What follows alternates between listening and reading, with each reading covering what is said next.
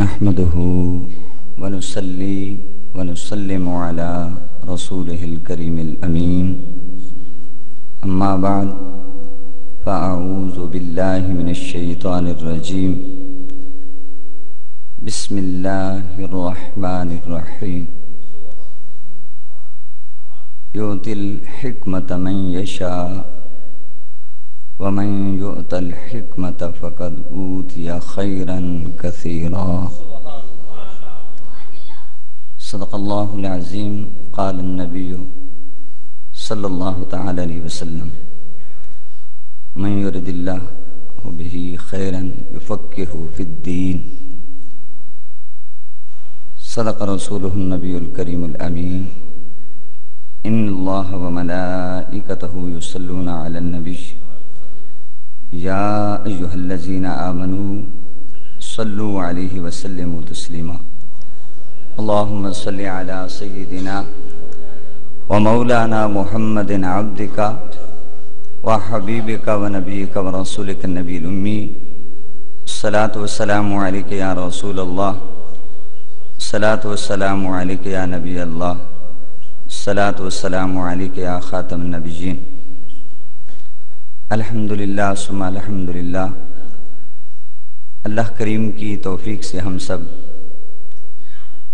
انجمن غوث الورا کے زیر اہتمام امام احمد رضا کانفرنس میں شریک ہیں اور برکتیں حاصل کر رہے ہیں. آپ نے ثنا خوانوں سے کلام رضا سنا. آپ نے دیکھا کہ کہیں بھی کوئی ایسی بات نہیں آئی کہ جس پر کوئی انگلی اٹھا سکے. امام احمد رضا جب نعت رسول صلی اللہ علیہ وسلم کی طرف آتے ہیں تو انتہائی عقیدت اور محبت میں ڈوب کر مقام رسالت کو سامنے رکھتے ہوئے نعتیہ اشعار تخلیق فرماتے ہیں. ملک سخن کی شاہی تم کو رضا مسلم، جس سمت آ گئے ہو سکے بٹھا دیے. حضرات محترم، یقیناً آج کی اس کانفرنس میں خصوصی خطاب اور تفصیلی خطاب ہمارے مہمان خطیب سرمایہ اہل سنت حضرت علامہ مفتی ملازم حسین سعیدی صاحب دامت مکارمہم العالیہ کا ہوگا اور ہم سب ان کے خوشنچی بن کر آئے ہیں. محترم مولانا مفتی محمد اصغر علی صاحب نے ارشاد فرمایا کہ چند جملے آپ نے بھی اعلیٰ حضرت کے حضور عرض کرنے ہیں اور ان کی نظر کرنے ہیں اور خصوصاً نئی نسل کو بتانا ہے کہ امام احمد رضا کون ہیں. یقیناً وہ ایک صرف دربار رسالت کے شاعر ہی نہیں، وہ ایک فقہا کی صف میں عظیم فقیہ نظر آتے ہیں. اگر آپ فتاوی رضویہ کو اول سے لے کر آخر تک پڑھیں، آپ کا اور میرا پڑھنا تو دور کی بات ہے، بڑے بڑے علماء بھی شاید اس کو بالاستیعاب پڑھ سکے ہوں. 33 جلدوں کے اندر فتاوی رضویہ تصحیل اور تخریج کے ساتھ موجود ہے اور آپ نے فتاوی رضویہ شریف کے اندر جو احادیث طیبہ بطور دلیلوں کے پیش کی ہیں ان کو الگ سے جو مرتب کیا گیا ہے اس کی بھی کم از کم الحمدللہ 10-12 جلدیں مرتب ہوئی ہیں اور الحمدللہ علماء کے پاس موجود ہیں جامع الاحادیث کے نام سے. آپ نے جو فقہ پر کام کیا ہے، جب حکیم الامت فیلسوف اسلام علامہ ڈاکٹر محمد اقبال نے فتاوی رضویہ شریف کا مطالعہ کیا تو وہ کہنے پر مجبور ہوئے اگر مزاج میں سختی نہ ہوتی تو وقت کے ابو حنیفہ تھے۔ خراج عقیدت تو پیش کر گئے، لیکن ڈاکٹر صاحب ایک زیادتی ضرور کر گئے، اللہ ان کے درجات بلند فرمائے۔ وہ یہ تو کہہ گئے کہ اگر آپ کے مزاج میں شدت نہ ہوتی تو وقت کے امام ابو حنیفہ تھے۔ خراج عقیدت اور تحسین تو پیش کر گئے، لیکن ہم عرض کریں گے اے حکیم الامت، یقیناً آپ بھی ہمارے لیے قابل احترام ہو کہ جو راستہ مدینے کا امام احمد رضا خان نے دکھایا، یقیناً آپ نے بھی اپنی شاعری کے ذریعے وہی راستہ دکھایا کہ کی محمد سے وفا تو نے تو ہم تیرے ہیں، یہ جہاں چیز ہے کیا لوح و قلم تیرے ہیں۔ مگر یہ سختی، یہ شدت، یہ اپنوں کے لیے نہیں تھی، یہ گستاخان رسول کے لیے تھی، یہ اعدائے رسول کے لیے تھی۔ اور ان کا نقطہ نظر یہ تھا کہ میں مصطفیٰ کی ناموس کا پہرا دوں گا، اگر کوئی قلم اٹھے گا تو اس کا رخ میری طرف ہونا چاہیے، زبانیں کھلیں تو میری لیے کھلیں، کم از کم اتنی دیر میرے آقا کی ذات تو ان کی باتوں سے محفوظ رہے۔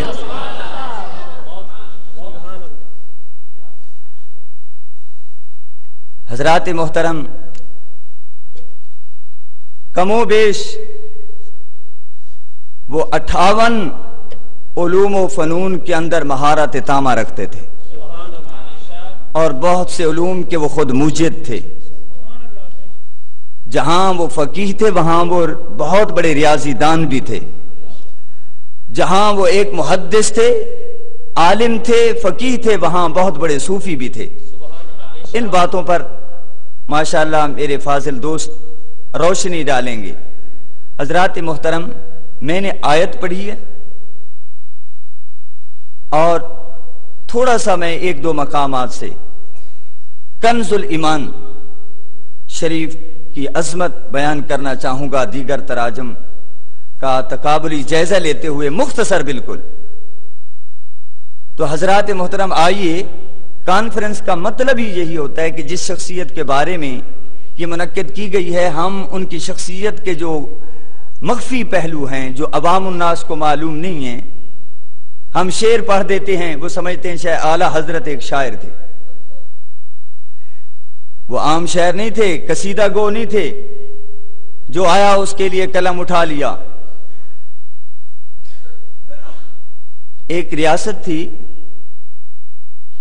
اور اس کو کہتے تھے نان پارا، اللہ اکبر۔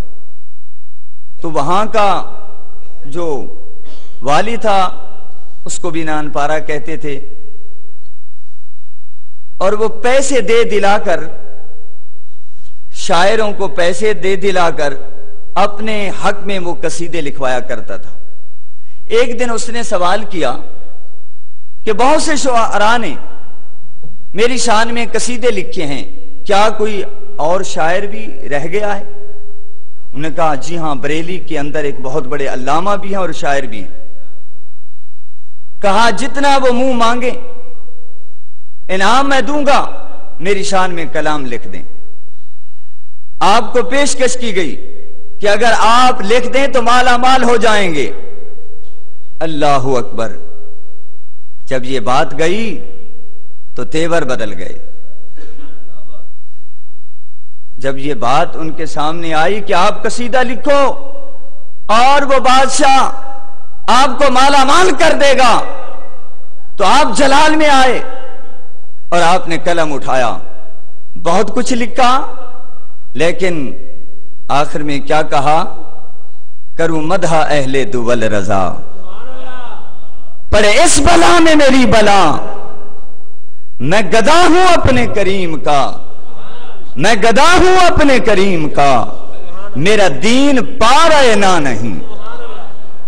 وہ نان پارا تھا، ترکیب کو بدل دیا، الفاظ کو مؤخر اور مقدم کر دیا، فرمایا میں گدا ہوں اپنے کریم کا، میرا دین پارا نہ نہیں۔ لوگ کہتے ہیں امام احمد رضا انگریزوں کا ایجنٹ تھا، یہ بات کرتے ہوئے شرم نہیں آتی؟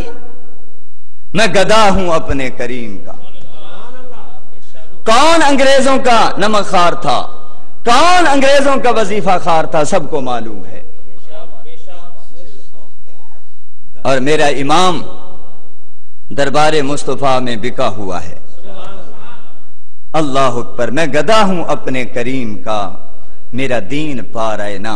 یہاں پارائے نہ روٹی کے ٹکڑے، کہ جہاں روٹی کی بات آئی وہاں اپنا دین بیچ دیا، نہیں میں دین فروش نہیں ہوں۔ اللہ اکبر۔ دوستو انہوں نے دین کی اتنی خدمت کی ہے کہ آج بھی دنیا عرب و عجم میں ان کا نام ہے، چرچا ہے۔ صرف یہ نہیں کہ بر صغیر میں ان کو جانتے ہیں۔ اللہ اکبر۔ علماء عرب سے جہاں آپ نے استفادہ کیا ہے وہاں علماء عرب نے بھی آپ سے استفادہ کیا ہے۔ اللہ اکبر۔ حضرات محترم، اللہ فرماتا ہے یؤتی الحکمت من یشاء، اللہ جسے چاہتا ہے حکمت سے نواز دیتا ہے۔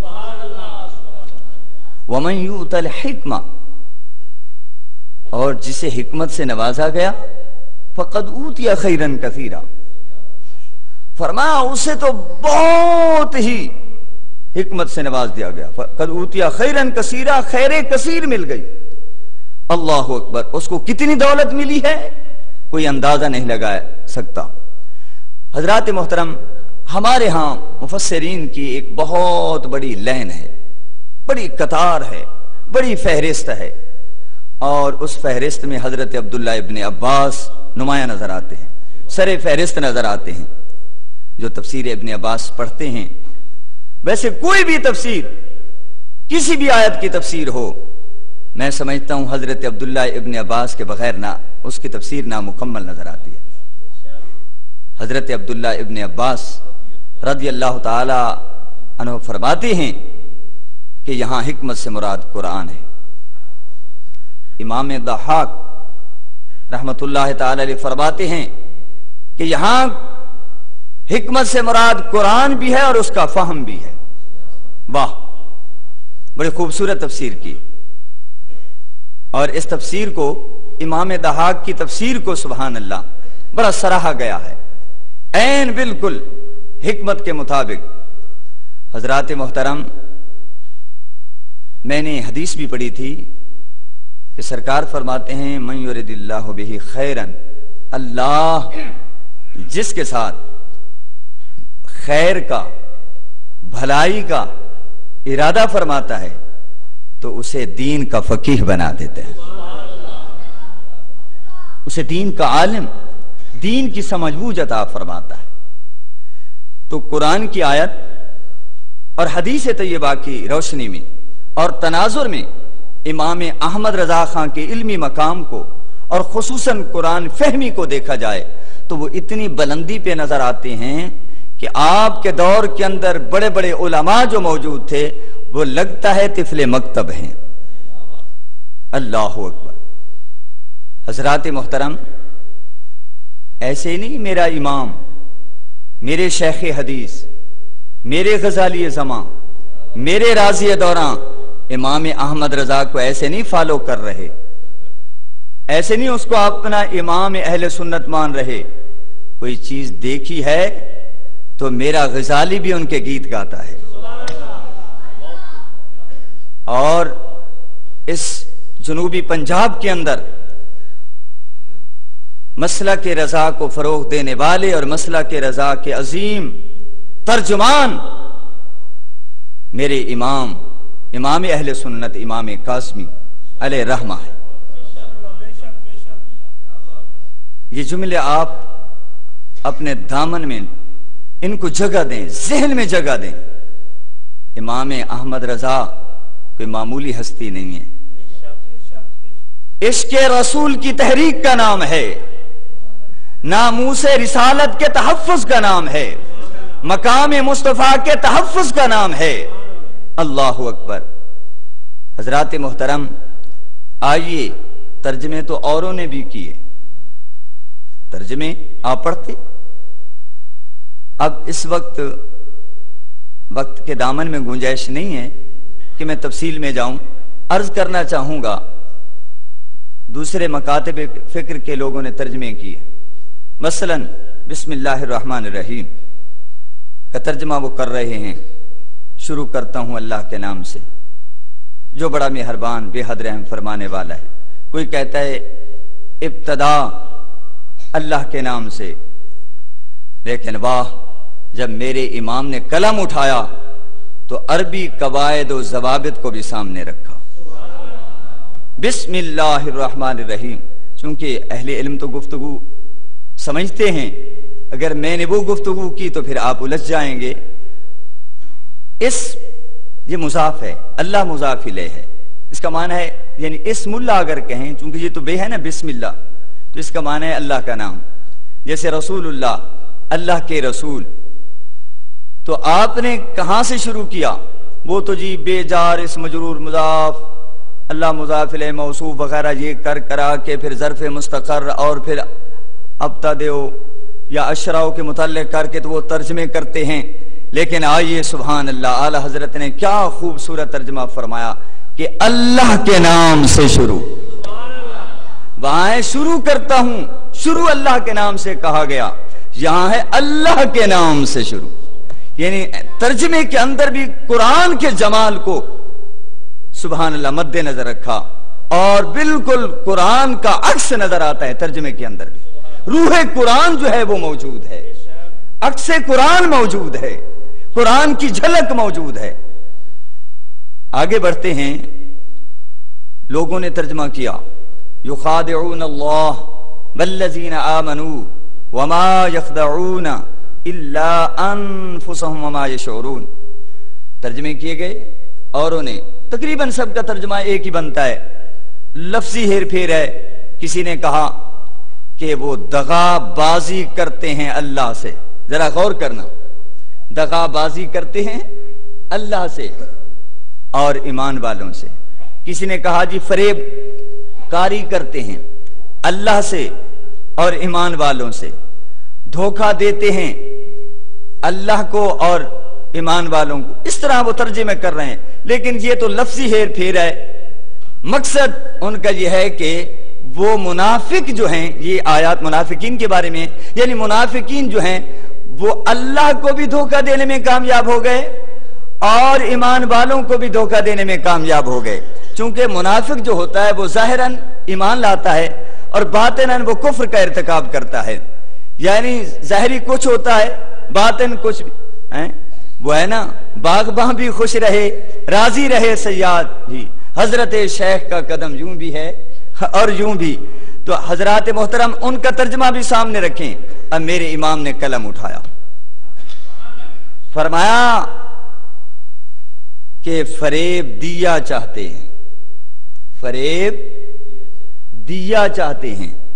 وہاں ہے کہ فریب دیتے ہیں، یہاں ہے فریب دیا چاہتے ہیں، یعنی اپنے گمان میں، اپنے خیال میں۔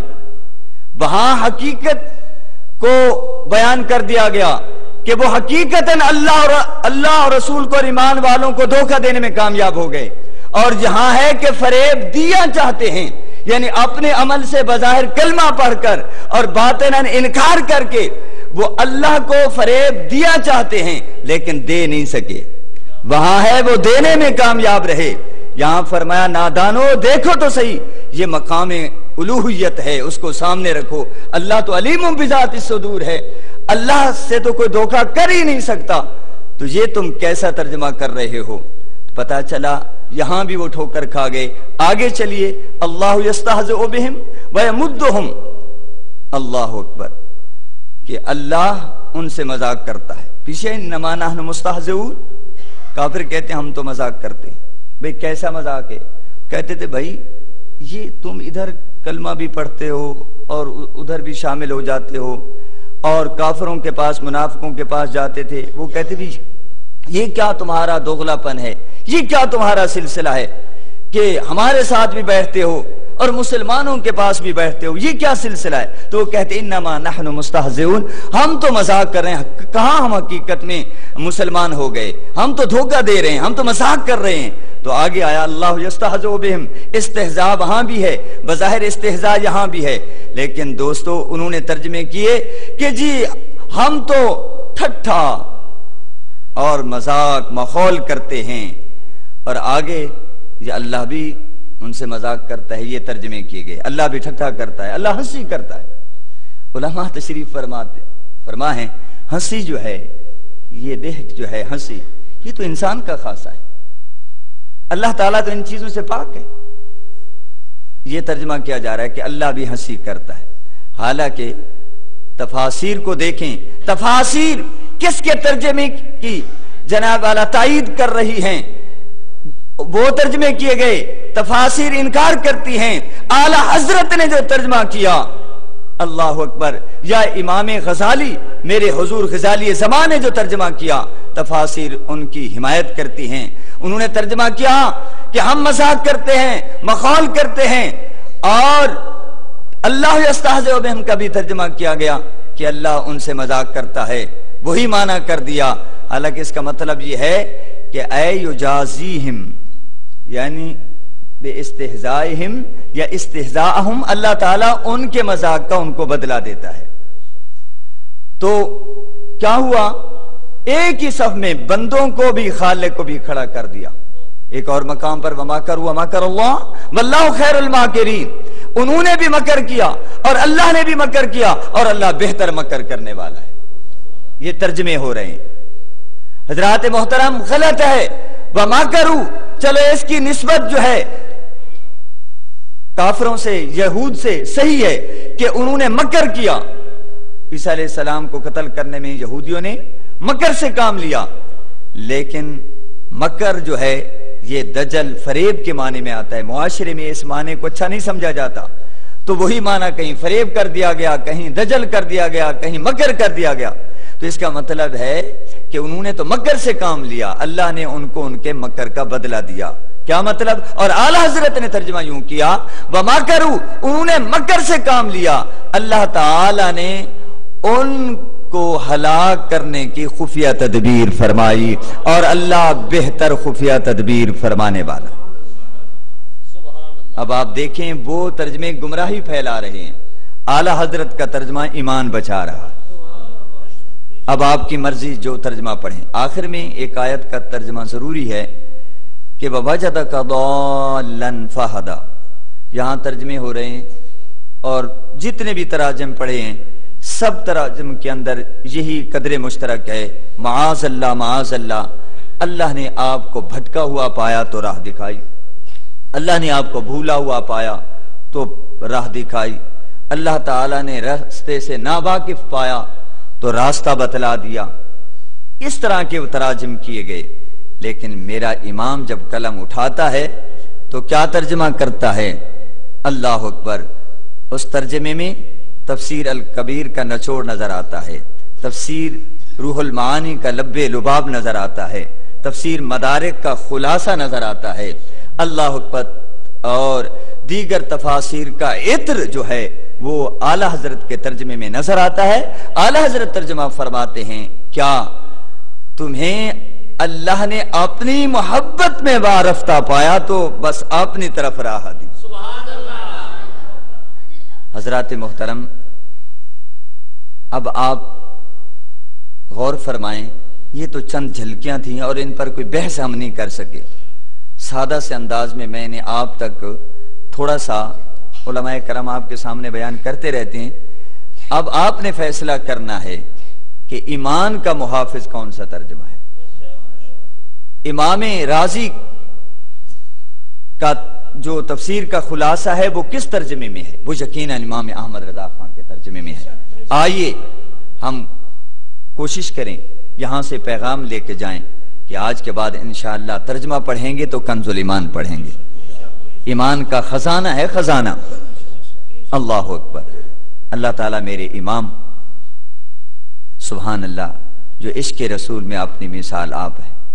آپ فرماتے ہیں جھوم کر کہ اگر کوئی میرے دل کو نکال کر میرے دل کے دو ٹکڑے کرے، ایک ٹکڑے پر لا الہ الا اللہ ہوگا اور دوسرے پر محمد رسول اللہ لکھا ہوگا۔ اللہ پاک امام احمد رضا کی فکر سے ہم آہنگ ہونے کی توفیق نصیب فرمائے۔ وآخر دعوانا ان الحمدللہ